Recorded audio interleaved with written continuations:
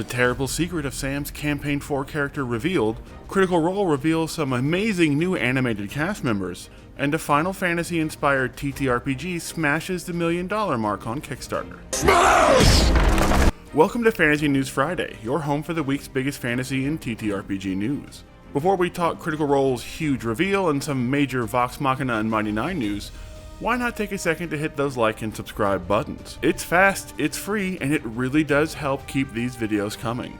And then, let's dive into the news. And before we dive into some spoilers, make sure you check out the channel this Monday as we talk Campaign 4 with the DM himself, the one and only Brennan Lee Mulligan.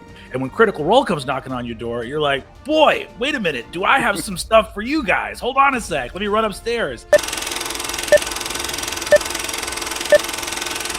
Critical Role Campaign 4 kept the pedal to the metal in Episode 2, and the viewers kept coming along for the ride, with Twitch still averaging nearly 17,000 viewers and YouTube having peaks at nearly 80,000 last night.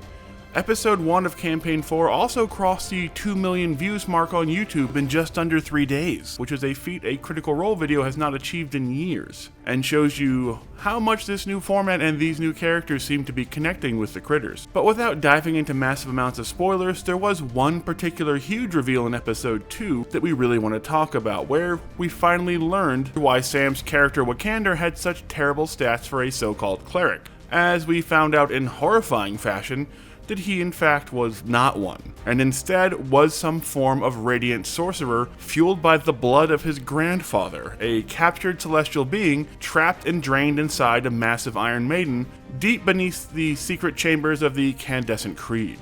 We also learned that the demons that work for the Candescent Creed knew of this captured celestial, and perhaps even helped construct the Iron Maiden that trapped them and harvested his blood.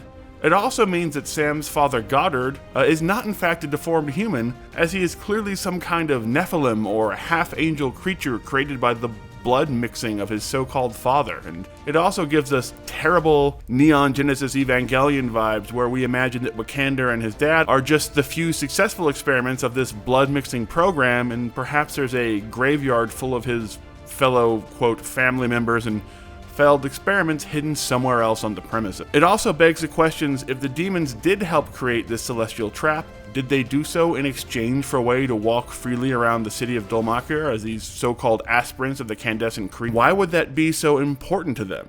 It basically opened up a massive, disturbing can of worms just 2 episodes into Campaign 4, and we can't wait to see how a world that killed their gods and drove the Celestials insane will react if they find out Wakander is hiding that celestial blood deep inside his own body. Oh, shit.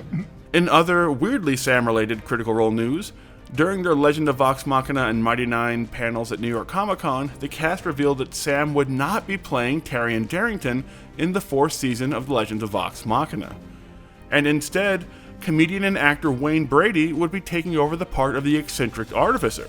And not only would Wayne Brady be joining the star-studded voice cast for Vox Machina, but the Mighty Nein would also be adding actress Lucy Liu as the Bright Queen herself. And joining Lucy Liu as the newly revealed Mighty Nein cast members will also be huge names like Nathan Fillion, Angelica Houston, and Felicia Day, as the Critical Role cast continues to put together one of the most impressive collection of actors for an animated series we've ever seen. And we can't wait to see how they all fit into the adventures of the Mighty Nein when we finally get to see it premiere this November 19th. This group is wild.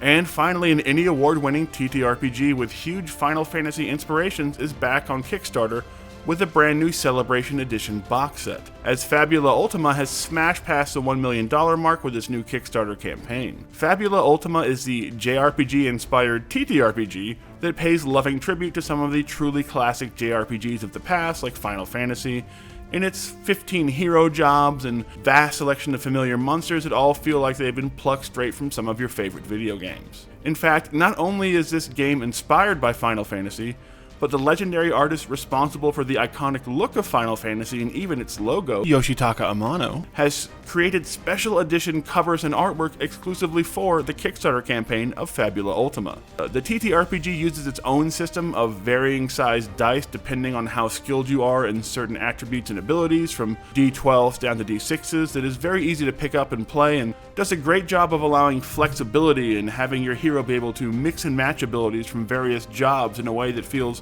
reminiscent of games like Tactics Ogre or Final Fantasy Tactics. So if you love amazing art, JRPGs, and tabletop role-playing, make sure you check out Fabula Ultima as it soars past the $1 million mark on Kickstarter right now.